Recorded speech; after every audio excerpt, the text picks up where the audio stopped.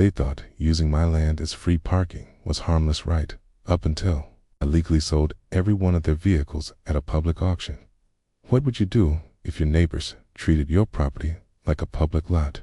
And the HOA backed up every step of the way. Welcome to the channel. If you love savage HOA revenge stories, hit subscribe and drop a comment telling me where you're watching from.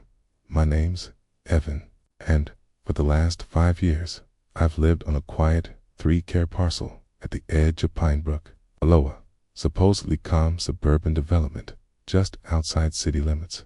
Technically, my land was once part of the original subdivision, built in the early 2000s, but because of how the developer carved things up, and where the main entrance stopped, my home and acreage were never placed under official HOA authority.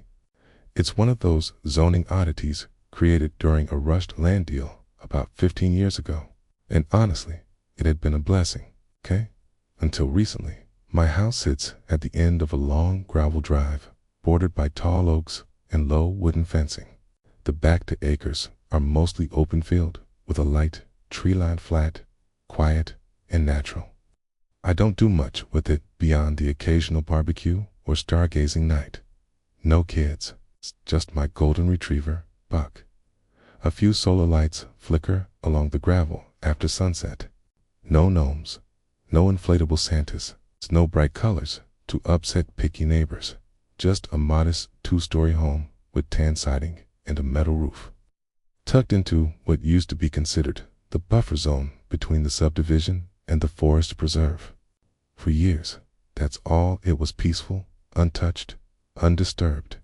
The HOA knew I existed, They even mailed me a welcome letter when I moved in, quietly noting in small print that my parcel wasn't bound by their bylaws. Occasionally, their newsletters ended up in my mailbox out of habit. Nothing personal. Mostly, they left me alone and I returned the favor.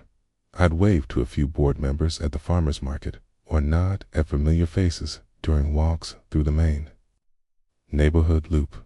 No issues. No drama that changed last fall. It started so subtly, I almost ignored it. One Friday afternoon, I came home from work and noticed a silver Lexus parked half on my gravel drive and half on my front yard. Assuming someone got lost through their GPS glitch, Ty walked over. On the dashboard sat a business card. Charles Greer, HOA Vice President. That struck me as odd. He had no reason to be there, and he hadn't knocked. Still, I brushed it off. A week later, it happened again. This time, 2 SUVs, parked side by side in the field just past my mailbox. A man in a blue polo with the Pinebrook logo casually waved as I stepped out of my truck. "Overflow parking," he said with a grin, gesturing toward the road. Board meetings slammed. Before I could respond, he walked off, chatting with a woman in heels carrying a tablet. I stood there, stunned. No cones, no signs, no calls, no requests. They'd simply decided my field was convenient real estate. It bothered me, but I didn't confront anyone yet. I told myself it was probably a one-time thing. I didn't want to be that guy over a couple of cars. Then came the harvest fair. That's when everything escalated. The HOA hosted their annual October event hair rides, face painting, food trucks, vendors. They closed the main circle, rented a sound system, even brought in a bounce house company. I had no problem with any of that. Honestly, it seemed nice until the morning of the event. I woke to the sound of tires crunching gravel. Looking out the window, I saw a line of vehicles driving straight through the gate at the bottom of my driveway.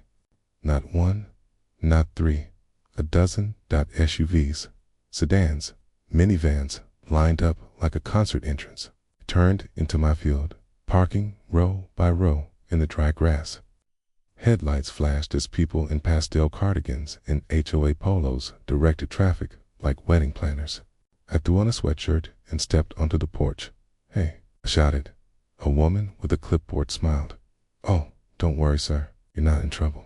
We're just using this lot for overflow." The main circle's full. This isn't a lot, I said, pointing down. This is my land.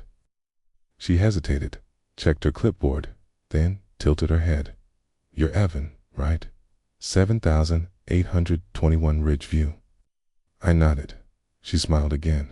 Right? You're technically non-compliant. Not part of the HOA, but still part of Pine Brook Hollow. That phrase, technically non-compliant, hit me like a slap.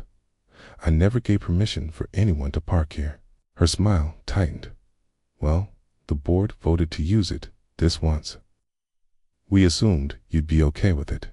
It's just today. By then, more cars were pulling in. She turned back to her clipboard and dismissed me. I watched kids spill out with painted faces. Couples carried pumpkin spice lattes and folding chairs. Adults laughed like this was their personal venue. By nightfall, my field was a full parking lot.